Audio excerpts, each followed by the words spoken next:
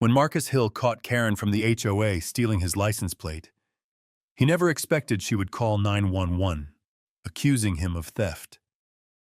But Karen had no idea Marcus was recording everything, or that he'd uncovered dark secrets buried in her past. What started as a racist lie turned into a viral scandal, a courtroom showdown, and a twist no one saw coming. This is the story of how one man turned injustice into powerful redemption. The sun doesn't rise in Amsterdam the way it does in Arizona. Back home, it's a relentless blaze, a furnace that scorches the desert and dares you to defy it. Here, in the quiet suburb of Amstelveen, just south of the city, it's softer, filtered through gray clouds and the damp chill of late March. But on this particular morning, March 30th, 2025, as the first rays crept over the flat rooftops and glinted off the canals, it felt like Arizona all over again. The heat wasn't in the air. It was in my chest, rising fast as I, Marcus Hill, stood frozen at my kitchen window, coffee mug in hand, watching a scene I couldn't quite believe. I'd moved here 2 years ago, a black architect from Phoenix, chasing a dream of designing sustainable homes in a country that prided itself on progress. I'd bought this sleek, modern house, my pride and joy, with its glass walls and solar panels, a testament to my craft. The neighborhood was a mix of expats and locals, a tidy grid of brick houses and manicured lawns, the kind of place where people waved politely but kept to themselves. Or so I thought. Through the window, I saw her, Karen Vandermeer, the self-appointed queen of our neighborhood's homeowners association, or rather, the Vereniging van Eigenaren, as they call it here. She was crouched behind my brand-new Lexus Hybrid, parked neatly in my driveway. Her blonde bob swayed as she fumbled with something, a screwdriver, I realized, glinting in the morning light. She was trying to unscrew my license plate.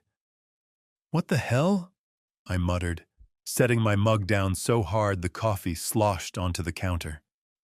I grabbed my phone, hit record, and stepped outside, the cold air biting at my bare arms. The gravel crunched under my sneakers as I approached. "Karen," I said, loud enough to make her jump. "What are you doing?" She straightened up, clutching the screwdriver like a weapon, her pale face flushing red. "Oh, Marcus," she stammered, her Dutch accent sharp and clipped. "I didn't see you there." "Didn't see me?" I repeated, holding up my phone so she could see the red dot blinking. "You're behind my car, messing with my plate. Explain that." Her eyes darted to the phone, then back to me. For a moment, I thought she'd dropped the act. She'd been caught after all. But then her lips curled into that smug, entitled smirk I'd come to know too well. "This car," she said, gesturing at the Lexus like it was a stray dog, "doesn't belong here. I've seen it before, Marcus. It's not yours." I blinked, stunned by the audacity. "Not mine? I've got the title, the keys, the damn payment receipts. You want to see them?" "Don't play games with me," she snapped, stepping closer, her voice dropping to a hiss. "I know your type. You think you can just waltz in here, flaunt your money, and act like you belong? I'm calling the police." My type. There it was. The jab I'd felt 100 times before, in Phoenix and now here, thousands of miles away.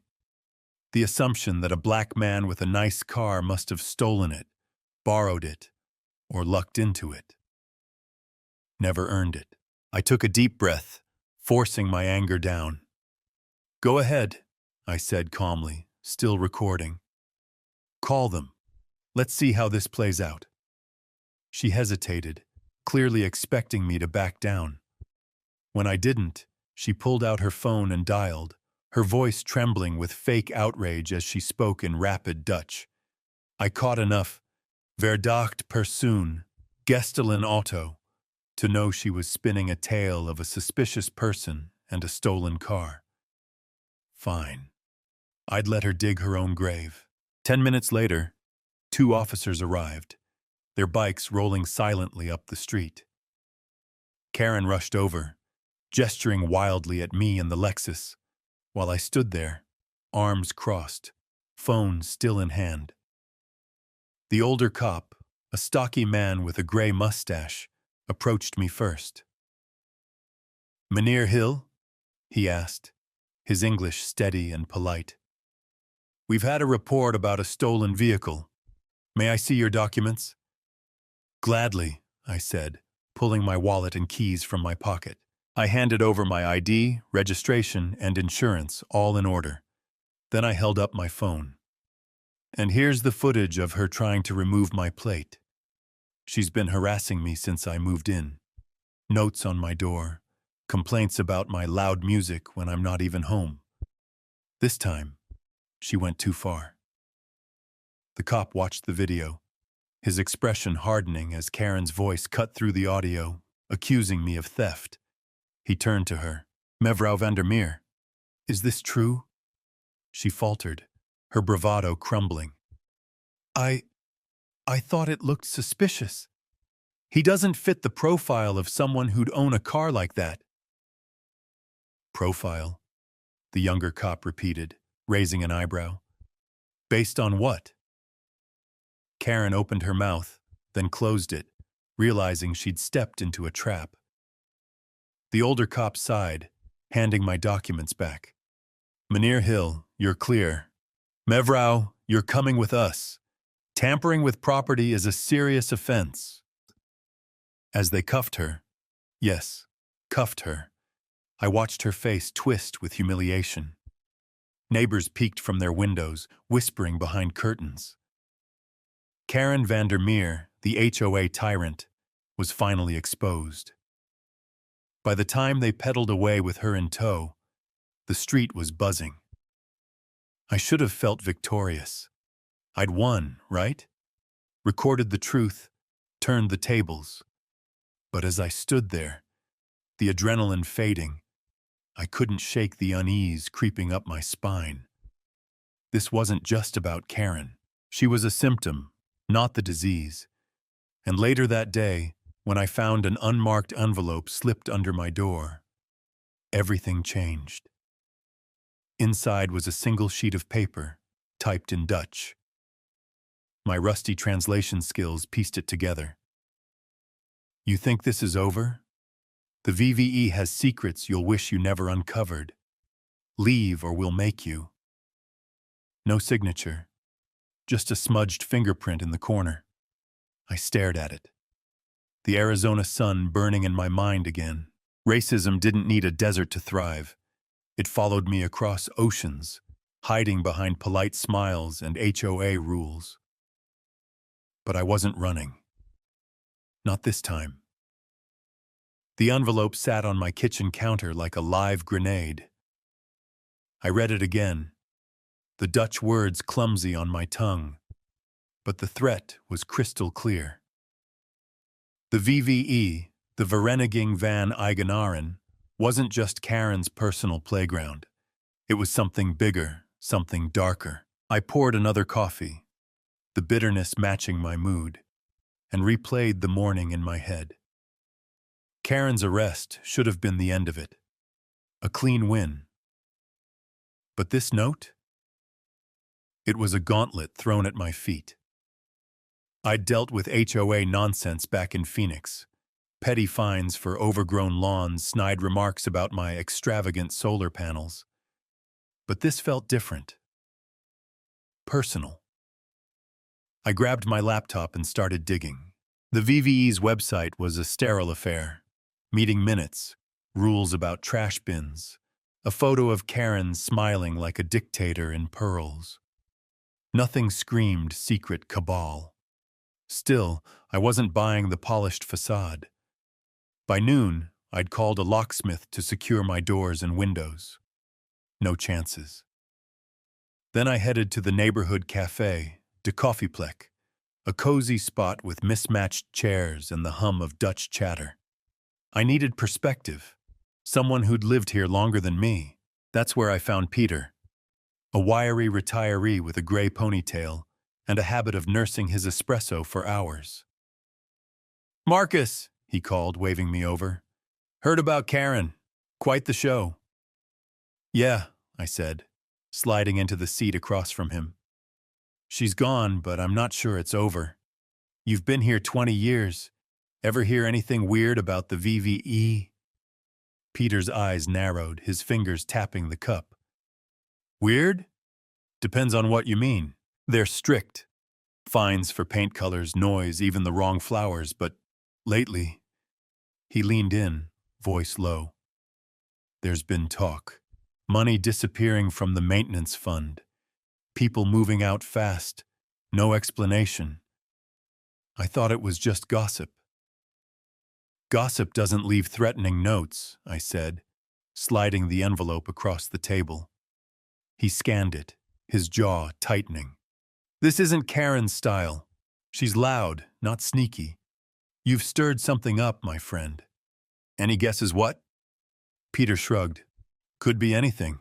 Property values, control. This area's changing. More outsiders like you moving in. Some don't like it." Outsiders like me. The phrase hung heavy. I thanked him and left, my mind racing.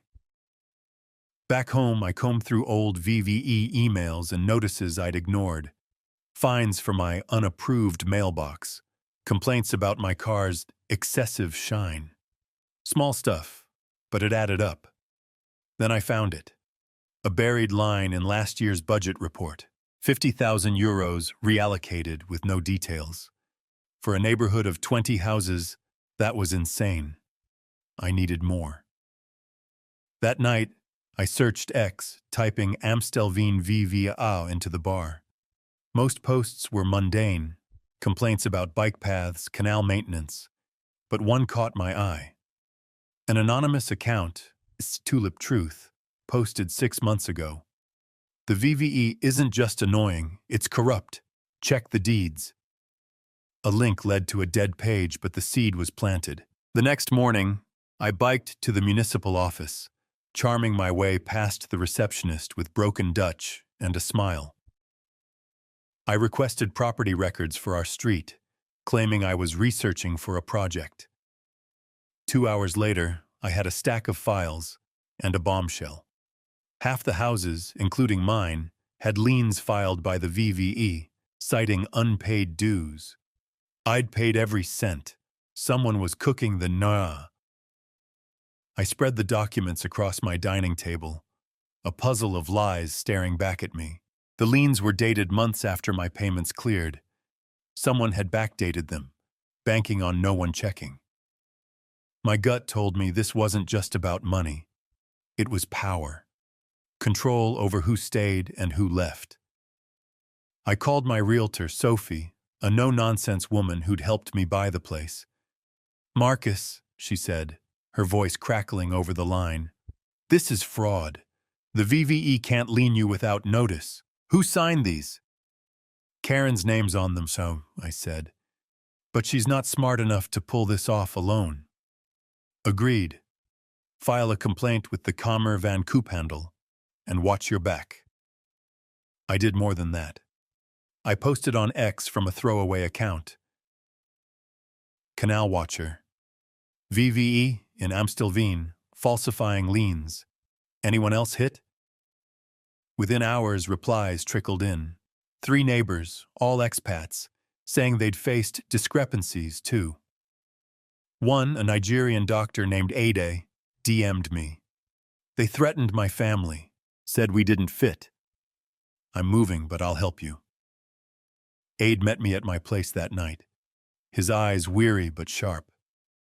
"It's not just Karen," he said, handing me a USB drive. "I recorded meetings. They're obsessed with preserving the neighborhood's character. Guess who doesn't fit their picture?" I plugged the drive in. Grainy audio filled the room. Karen's voice, shrill and unmistakable. "We can't let these people take over. Raise the fees, file the liens, make it impossible." Another voice, male and gravelly, cut in. And if they fight back, we've got leverage. Everyone has secrets. Who's that? I asked. Aide shook his head. No idea. Never saw his face. The next day, I confronted the VVE board at their emergency meeting. Karen's arrest had forced one. 5 members sat around a folding table in the community center, their faces a mix of irritation and nerves. I walked in, documents in hand, and laid it out. The liens, the threats, the recordings. This ends now, I said. I've got proof of fraud. Step down or I go public. The chair, a gaunt man named Johann, sneered. You're bluffing. You don't belong here, Hill. Leave quietly or we'll ruin you. Ruin me? I laughed, pulling out my phone. I've streamed this live on X. Say hi to your audience. Their faces paled as my followers, small but growing, lit up with comments. Johann lunged for the phone, but I stepped back. Too late, I said. The police are next. The police didn't waste time. By week's end, Johann and 2 others were arrested. Fraud, extortion, and a bonus charge of racial harassment, thanks to AIDS tapes. The VVE dissolved, its funds seized for investigation. Karen, out on bail, vanished, her house listed for sale overnight. I could have stopped there, but I didn't. With Aide and Peter, I rallied the neighbors, expats and locals alike, to form a new council. Transparent. Fair. We held our first meeting in my backyard, the canal sparkling under string lights. People brought food, stories, ideas. For once, I felt like I belonged.